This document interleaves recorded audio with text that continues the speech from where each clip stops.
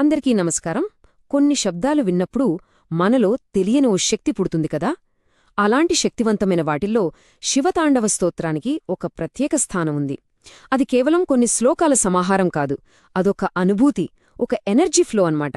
పదండి, ఈ విశ్లేషణలో దాని వెనకున్న అసలు మర్మమేంటో తెలుసుకుందాం. ఒక్కసారి ఈ ధ్వనులు గమనించండి.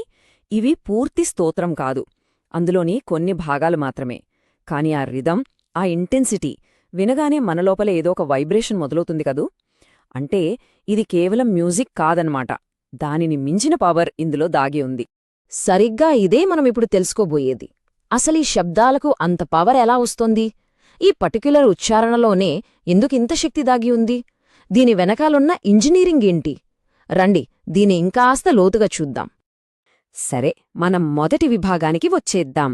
ఈ స్తోత్రంలోని సౌండ్ వెనకాల ఉన్న సైన్స్ ఏంటి, అది మన శరీరం మీద ఎలాంటి ప్రభావం చూపిస్తుందో విశ్లేషిద్దాం.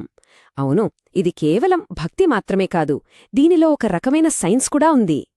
ఇందాక మనం ఇంజనీరింగ్ అన్నాం కదా, అదే ఈ సౌండ్ ఇంజనీరింగ్.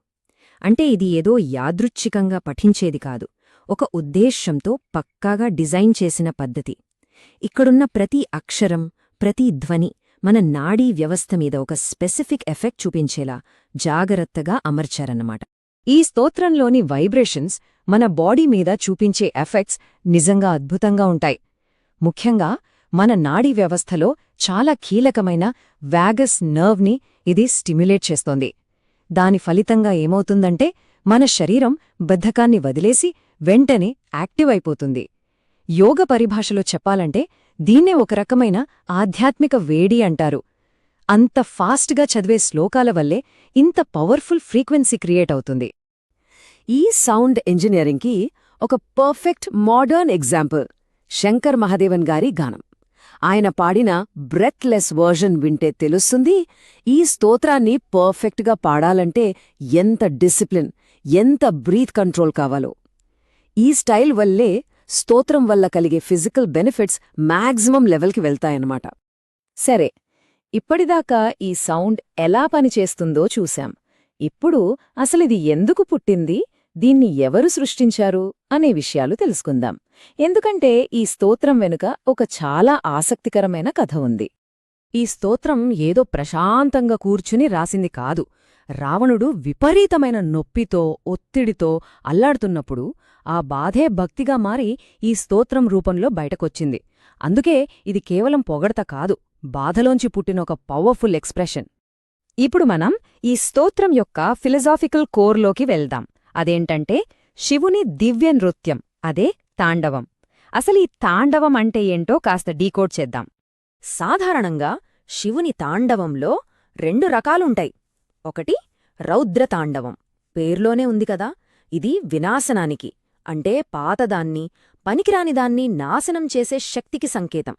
ఇక రెండోది ఆనందతాండవం, ఇది సృష్టికి, సంతోషానికి, జీవనానందానికి ప్రతీక. ఈ 2 ఒకే కాయిన్కి ఉండే 2 సైడ్స్ లాంటివన్నమాట.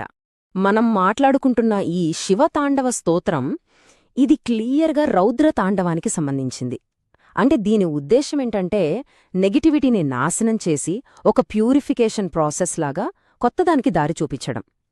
ఇది ఆ శక్తి యొక్క సౌండ్ ఫామ్ అన్నమాట. దీని అర్థం చేసుకోవడానికి ఒక మంచి ఎనాలజీ ఉంది. బయాలజీలో ఆటోఫేజీ అనే ఒక ప్రాసెస్ ఉంటుంది. అంటే మన శరీరంలోని కణాలు వాటిలో ఉన్న పాత, డ్యామేజ్ అయిన భాగాలను అవే తినేసి కొత్త వాటికి చోటిస్తాయి. ఈ స్తోత్రం కూడా సరిగ్గా అదే పనిచేస్తోంది. కాకపోతే ఇది మనలోని అహంకారాన్ని, అజ్ఞానాన్ని, అంటే మన స్పిరిచువల్ వేస్ని క్లీన్ చేసి ఒక ఆధ్యాత్మిక పునరుజ్జీవనానికి హెల్ప్ చేస్తుంది. ఈ స్తోత్రంలో శివుణ్ణి వర్ణించే శ్లోకాలు గమనిస్తే ఆయనను కేవలం ఒక దేవుడుగా కాకుండా ఒక కాస్మిక్ ఫోర్స్గా చూపిస్తాయి. దట్టమైన అడవిలాంటి జటాజూటం, ఆ జటల నుంచి జాలువారే గంగ, తలమీద చంద్రవంక, 3వ కంటిలో మంట. వావ్! ఈ వర్ణనలన్నీ మన కళ్ల ముందు ఒక బ్రహ్మాండమైన చిత్రాన్ని నిలబెడతాయి. సరే, ఇంత పురాతనమైన ఈ స్తోత్రం ఈ మోడర్న్ టైమ్స్లో, ముఖ్యంగా మన పాప్ కల్చర్లో ఇంత పాపులర్ ఎలా అయిందో చూద్దాం. దీనికి ముఖ్య కారణాల్లో ఒకటి బాహుబలి ఎఫెక్ట్ అని చెప్పొచ్చు. ఆ సినిమా తర్వాత ఈ స్తోత్రం యొక్క పవర్ పాన్ ఇండియా లెవెల్లో, ముఖ్యంగా యూత్కి బాగా కనెక్ట్ అయింది. దానికొక కొత్త లైఫ్ వచ్చినట్టు అయింది. సినిమాల్లో కూడా గమనిస్తే ఈ స్తోత్రాన్ని ఎప్పుడు పడితే అప్పుడు వాడరు. చాలా కీలకమైన హై ఇంటెన్సిటీ మూమెంట్స్లోనే వస్తుంది. హీరో తనలోని అపారమైన శక్తిని చూపించాల్సొచ్చినప్పుడు, లేదా ఒక క్యారెక్టర్ రాడికల్గా ట్రాన్స్ఫార్మ్ అవుతున్నప్పుడు, లేదంటే ఒక గట్టి సంకల్పం తీసుకున్నప్పుడు, ఇలాంటి పవర్ఫుల్ ఎమోషన్స్ని పీక్స్కి తీసుకెళ్లడానికి దీన్ని ఒక టూల్గా వాడుకుంటున్నారు. ఈ స్తోత్రం యొక్క శక్తిని ఇంకా బాగా అర్థం చేసుకోవాలంటే దాన్ని లలితా సహస్రనామంతో పోల్చి చూడాలి. చూడండి, తాండవ స్తోత్రం శివుడి మీద, అంటే పురుషశక్తి, పిత లేదా ఫాదర్ ఎనర్జీ మీద ఫోకస్ చేస్తుంది. అదే లలితా సహస్రనామం శక్తి మీద, అంటే స్త్రీ శక్తి, మాత లేదా మదర్ ఎనర్జీ మీద ఫోకస్ చేస్తుంది. ఈ రెండూ కలిస్తేనే శివశక్తి ఐక్యత అనేది పూర్తవుతుంది. సరే, ఇక ఫైనల్గా ఇప్పటిదాకా మనం చెప్పుకున్నదంతా ఒక్క పవర్ఫుల్ అనాలజీతో సింపుల్గా అర్థం చేసుకుందాం. ఇదే ఈ మొత్తం విశ్లేషణకు గుండెలాంటిది. కొన్ని ప్రార్థనలుంటాయి. అవి ఒక తోట పెరగడానికి హెల్ప్ చేసే సూర్యరశ్మిలాంటివి. నెమ్మలిగా, ప్రశాంతంగా మనమీద పనిచేస్తాయి. కానీ తాండవ స్తోత్రం అస్సలలాంటిది కాదు. అది ఒక ఎలక్ట్రికల్ స్టామ్ లాంటిది, ఒక ఆధ్యాత్మిక పిడువు. అది ఒక్కసారిగా మన సిస్టమ్ని షేక్ చేసి, గాలిని క్లియర్ చేసి, మనల్ని పూర్తి ఫోకస్లోకి తీసుకొస్తుంది. చివరగా ఒక్క ప్రశ్నతో ముగిద్దాం. ఈ రోజుల్లో మన చుట్టూ ఎప్పుడు ఏదో ఒక నాయిస్, ఒక డిస్టర్బెన్స్, ఈ హడావిడిలో పడి మనల్ని మనమే మర్చిపోతున్నాం.